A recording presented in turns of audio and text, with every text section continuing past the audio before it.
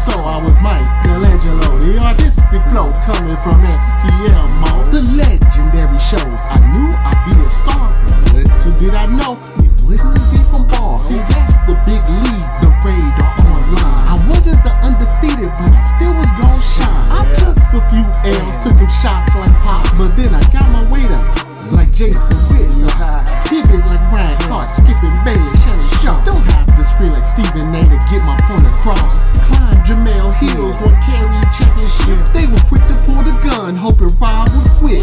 But 15 years later, Rob's still the shit. Rob's still legit. Rob's still on everyone's pound for pound list. Rob is courtside, Rob is ringside. Catch Rob outside at the 50-yard line. Don't act surprised, Rob is a winner. George Steinbrenner cooking up these headlines. What you want for dinner? The Black Sports Center, you know who I be. Triple OG, the Ohio State University. That's who reps me. I love for a friend. I just murdered this track, call that a dead spin. The headline king is back.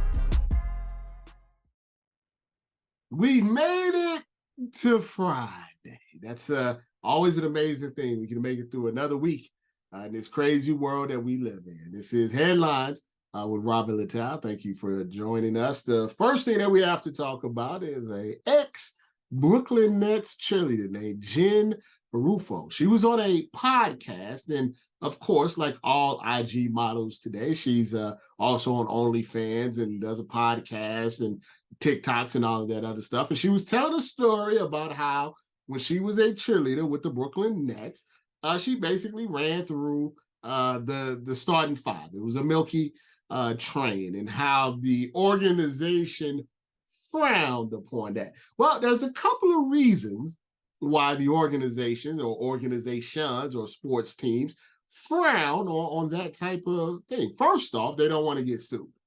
If a cheerleader says something that the player did to them, it could be a big spectacle and they can get, sued. Secondly, if there's performance issues, you got a big game coming up, you're getting ready to play Jokic or somebody like that. And, before the game, you're playing a little backgammon with the cheerleaders, can make your legs a little weak. So you can't, close out the screens and things of that nature. And that's another reason why they don't want the cheerleaders fraternizing, with the players.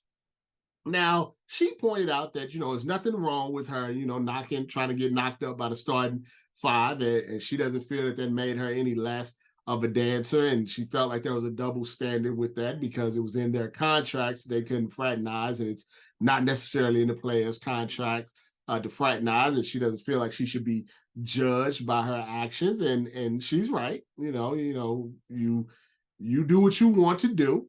You do you. But I always find it interesting when people say they shouldn't be judged by their actions or people are judgy. The thing about that is this, is that when nobody knows your actions, there's nothing to judge. You see what I'm saying? So if you kept that to the grave, that you possibly, was playing a little backgammon with Joe Johnson or something like that, you keep that to yourself. There's nothing to judge. But when you go on a podcast or you go publicly and you say, hey, I went to the point guard, the power forward, the center, the sixth man of the year, and, I was doing more than splits on the court, people are going to judge you because anything that you put out publicly has judgment. That's just the way it is. It's one of the things that you have to accept. If I didn't want people critiquing me, I wouldn't be doing the video. So when I get a comment that says you're trash or this or that or whatever they want to say about it, I don't get mad about it because I understand is when you put yourself out there, you give your opinion on something, people can give their opinion back. That's fair. It's not a one-way street. So if you go down and say that you ran a choo-choo train on the Nets starting five, people are going to have an opinion on it. Now, you could disagree with that opinion. You can agree with that opinion. You can say that, maybe people should keep these things to themselves. There's some other stronger words that some people have used in this matter. But the fact is, you didn't have to tell anybody the story. freedom of speech, as I always say, doesn't mean freedom of consequences. Things that are said publicly, are going to have consequences. The thing that I've always had an issue with is when people take private conversations and make them public. That's just me. That's something that I was taught as a young person that you simply don't do. If you have issues privately with someone, you keep those issues private. Something that somebody said to you in private, you keep it private. You don't make it public for clout. You don't make it public, to expose. That's just the old school person in me. But these young people and these people that, need attention from social media, they like to put the private stuff out publicly. Now, in her case, I will say she didn't say any names. She'd have said any names, I'd have looked at that a little bit differently, because you let out a private situation and then you're exposing someone publicly that could be married now, could his kids are watching or whatever it may be. So that's cool. But it's the people that put out the private stuff and they make public for clout, or they make public for clicks, or they make it public for situations. People ask me all the time, say, I've never put out anything that was not public. If it's public, I'll put it out. Somebody says something public, I'll put it out. But stuff that I know privately, the stuff that could probably make me a lot more money than doing this video, I always keep that stuff private, because that's just a rule that I have that obviously not a lot of people are actually using these days in 2023. Moving on, Bob Knight died, and people were saying, hey, Rob, what do you think about Bob Knight dying? And where's your Bob Knight RIP? And where's your Bob Knight dead story? And all of this stuff. And speaking of rules, I have this rule about death, right? I don't think you should ever play around or celebrate anybody's death. I also don't think you should take someone dying and then all of a sudden bring up everything about them in the past. I mean, they can't defend themselves. They're dead. I honestly do believe if you don't have anything nice to say about the dead, that you just don't say anything at all. Like when Kevin Samuels died, obviously he had rubbed a lot of young ladies the wrong way, and they celebrated his death. They danced, for his death. They made fun of him. They made jokes. They made memes. And I just don't think you should do that, regardless of how you feel about someone, because life is very fragile, especially in the United States of America, where you can go bowling and somebody can come in with an AR-15 and shoot you, or you can just be walking down the street and somebody can stab you. I mean, it's along with the various illnesses and drunk drivers, all the type of stuff. Your life is very fragile, to the point that I don't think you should ever tempt fate by speaking about someone's death. And the people that do it all the time, because listen, nobody is perfect. Nobody's clean. Nobody has had a life without any mistakes at all. So when someone dies, it's easy to go, especially if they're 80 years old, easy to go through their entire life and find, what you want to nitpick about. I thought it was disgusting when Kobe Bryant had passed away. His daughter was with them, and they didn't deserve some of the things that was said by people in the immediate aftermath about that. You have a grieving widow, yes, other kids and stuff, yes, millions of fans, and it just don't say nothing. I didn't particularly care for Bob Knight, so I'm not going to I'm not going to fake it. That's the other thing. I'm not asking, and that's the other thing. I don't ask anybody, if you had issues with a person before they died, I'm not asking you to feel sympathy. I'm not asking you to feel sorry. I'm not asking you to feel grief. I'm not asking any of that. I feel like if you don't like somebody, keep it real. Don't front. If you didn't like them, when they're alive, don't act like you liked them when they're dead. So, I mean, I'm not asking you to do. I'm just saying, for your own internal thing, just let it go. They're dead. They can't do anything else to harm anybody else. They're in the ground. There's nothing else that they can do. So just, let it go. It's over now. There's nothing else to be done. Like, once again, I didn't particularly care for Bob Knight. So, I'm not going to be dancing or saying anything. I'm not going to say anything negative. I'm not going to say anything positive. I'm just going to go about my day. Because when I saw it, that's why I was like, okay, all right. And then I went about my day. There's nothing else to say.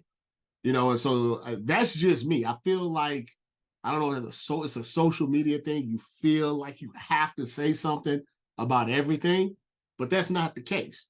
You know, coming from me, who can be very long-winded at all times, I understand, but it's not the case. You don't have to say everything. You don't have to say anything about everything. You really don't. Eliminates hitting. You don't. It's okay. You don't have to say anything. You can just go about your day. It's all right. Just go about your day.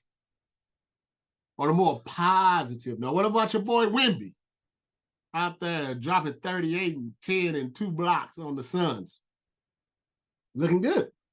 The reason I want to bring him up, not because, I mean, you can watch the highlights yourself, is this. Why does it seem to disappoint people when athletes that have high expectations actually do well?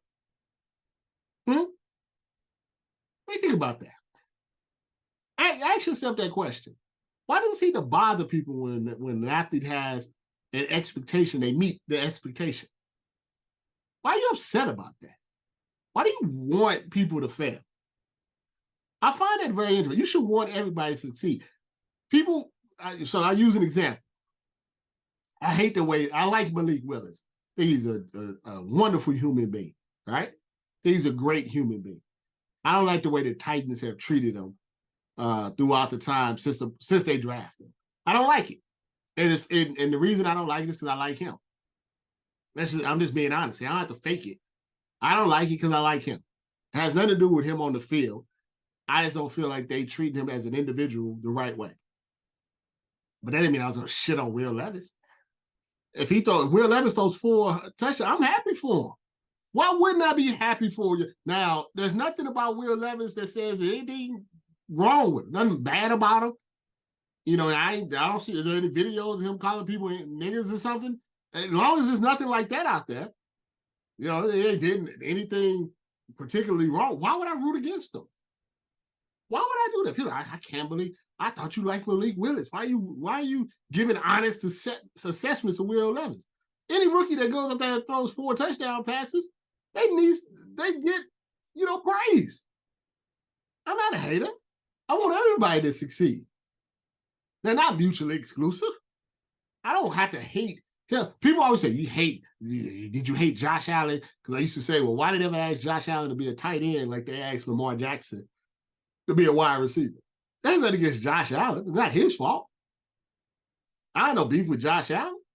If Josh Allen, threw 40 TDs and ran for 10, I'd vote for him for MVP. There's no beef with Josh Allen. I just want the media to treat everybody the same. And so that's what's weird to me about Wemby. It's like he's the number 1 pick. There's obviously some very high expectations for him. Probably the highest expectations since LeBron came into the league. It's an early sample. You can't take anything, simply from 4 or 5 games, but he looks the part. He's 19 years old. He's going to have some difficulties.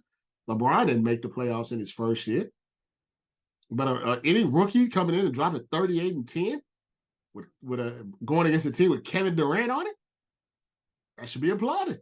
Should be happy about that. That wasn't nothing. That was weak. It was a high scoring game. Like, why? Why does that happen? That is really intriguing to me. It seems like there's more people that want people to fail in this world than succeed. Is it because the downfall is more interesting? It makes better television. It makes better podcasts. It makes better YouTube. Makes better social media. Is that what it is? The negative makes more than the positive? Is that what it is? I mean, it's true. I'm not saying that it's not true. When something bad happens, there's more money to be in for. Like, nobody wanted Matthew Perry to die, but him being dead, that helped TMZ, right? Anytime something negative makes more money than positive. But that doesn't, maybe that takes the media into it. But what about the regular everyday person? Why would a regular, everyday person that works for Amazon want Victor Wembanyama to fail? Why are they upset that he's succeeding? Why do they get more joy seeing him break a three than making a three? Is it just because their lives are not great? So to see somebody else fail makes them feel better? Misery loves company. I talked about this before. You should want every draft pick to succeed. You should want every player to succeed. Every team, you want every game to be a good game. That's why I never like when players are like Jesus or the Lord made sure we won this game. That would imply that the Lord doesn't like the other team or the other players. The thing that you want, and this is coming from an Ohio State fan, people would be like, it bothers me because I'm an alumni if Ohio State loses, right? But it doesn't ruin my week if they lost fair and square. You know what I'm saying? It doesn't ruin my day. I mean, I may be upset. I may take a couple of jokes, get cracked back on. I can take all that. It doesn't affect my life. I want them to win. They're my alma mater.